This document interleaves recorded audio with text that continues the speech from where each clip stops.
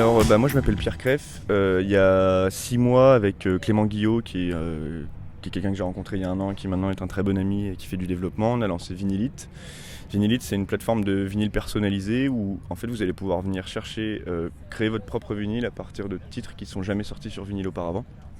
Ensuite vous allez pouvoir créer votre macaron, choisir votre pochette et en 8 jours on va vous envoyer votre vinyle unique au monde.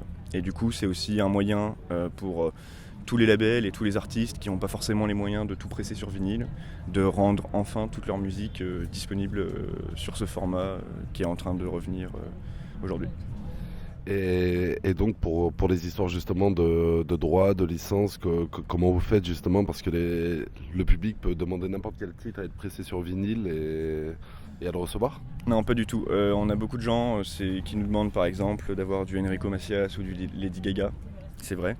Et ça, on peut pas parce qu'on n'a pas les droits. Et de toute façon, c'est pas notre but, ça va pas être de ramener du Lady Gaga sur la plateforme. Donc nous, en fait, on signe des contrats de licence directs avec les labels indépendants qu'on nous recommande. Alors, les labels qu'on aime, les labels qu'on nous recommande, soit qu'on nous demande, que les utilisateurs nous demandent ou que d'autres labels nous recommandent. Et donc ça c'est pour la rémunération des producteurs et des artistes-interprètes. Et en fait après à chaque fois qu'on fait un vinyle, on fait une déclaration CSM SDRM, on attend d'obtenir l'autorisation et c'est comme ça qu'on va rémunérer les auteurs, compositeurs et publishers. D'accord. Et quand vous dites qu'on peut personnaliser notre vinyle, en fait, la personnalisation, elle peut s'orienter jusqu'à où en fait? Alors déjà tout simplement parce que c'est vous qui choisissez les tracks que vous allez mettre dessus. Donc c'est déjà une bonne personnalisation. Ensuite, au niveau du macaron, le macaron de la face A, on ne vous laisse pas le personnaliser parce qu'on doit mettre toutes les mentions légales, c'est-à-dire justement tous les auteurs, compositeurs, le logo de la SDRM. Par contre, vous pouvez mettre ce que vous voulez sur le macaron de la face B, donc des fois on reçoit des trucs assez bizarres, par exemple. Et après, au niveau de la pochette, là on ne propose pas de pochette unique, peut-être qu'on le proposera d'ici 1 ou 2 ans. Et c'est pour ça qu'en fait on a fait un partenariat avec un artiste qui s'appelle Arepo. Et en fait, du coup, maintenant, vous pouvez choisir soit la pochette blanche, soit la pochette noire, soit la pochette Arepo. Et donc, d'ici septembre, on va sûrement sortir 1 ou 2 pochettes. Et le but, c'est qu'à terme, on ait une banque de pochettes où vous puissiez. Du coup, vous ne pourrez pas personnaliser vraiment la pochette, mais il y aura déjà un choix assez large pour avoir l'impression que vous le personnalisez, quoi. Qu'est-ce qui vous différencie réellement justement aujourd'hui des concurrents sur le marché qui pourraient s'orienter sur ce terrain-là aussi? Ce qui nous différencie déjà, c'est qu'on est les premiers. Donc c'est déjà, on a déjà de l'avance. Ensuite, nous, ce qui nous différencie, c'est qu'on bosse avec le meilleur graveur de vinyle en France. On a fait des tests avec 6 graveurs pour voir avec qui on allait bosser. On a choisi de bosser avec Valentin qui est à Chambéry. Et ensuite, c'est que nous, justement, on a une approche vraiment qualitative, c'est-à-dire qu'on va pas,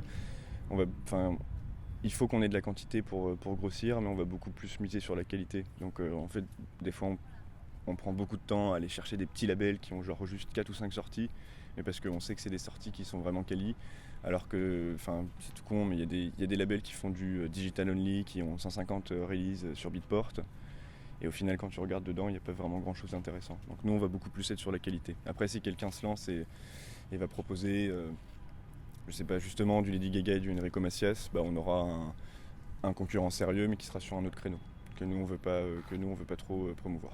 D'accord. Voilà. Vous pensez qu'aujourd'hui le vinyle pourrait suffire à votre activité avec la crise justement de la vente physique, que ce soit vinyle ou disque? Vous pensez ouvrir d'autres activités, d'autres branches plus tard pour essayer de grandir?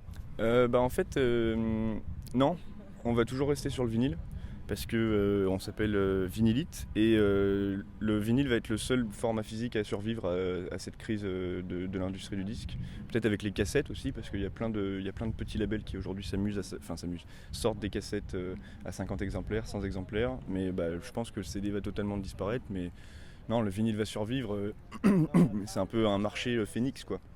C'est-à-dire que ça a été énorme, après ça a rebaissé, là ça redevient énorme.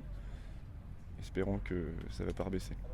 Donc je vais enchaîner directement sur cette question. Mais alors comment t'imagines l'industrie musicale dans 10 ans justement? Comment tu vois l'avenir de la musique vu que vous vous lancez dans le vinyle justement? Moi j'ai 24 ans donc être visionnaire sur l'industrie musicale c'est pas facile. Mais non, je pense qu'en fait il y a déjà eu des études qui montrent que dans 10 ans le vinyle pourrait représenter entre 10 et 20% du total de l'industrie et être finalement le seul format physique. Donc je pense que ouais, dans 10 ans, c'est un peu triste, mais les gens, ce sera soit du streaming, soit du vinyle, quoi. Tu serais plutôt, du coup, Spotify ou vinyle? Moi je serais plutôt SoundCloud, YouTube et vinyle. En fait la journée quand je taffe j'écoute du SoundCloud et du YouTube, et quand je rentre chez moi dans mon appart de 23 mètres carrés j'écoute des vinyles. Et tu serais plutôt thé ou café? Un café. Café. Ah ouais. Et j'en ai bu trop avant de passer là, c'était un peu l'horreur. Ça se voyait je pense. Et plutôt festival ou concert en salle? Ça c'est dur. En fait, avec mes amis, on va beaucoup en club. On organise des dub sessions aussi, donc plutôt en salle. Ça fait longtemps, je vais voir beaucoup moins de concerts, mais là, cet été, j'ai prévu d'aller à quelques festivals dub, par exemple. D'accord. Eh ben, on vous remercie de nous avoir accordé cette interview. Merci de me donner cette opportunité.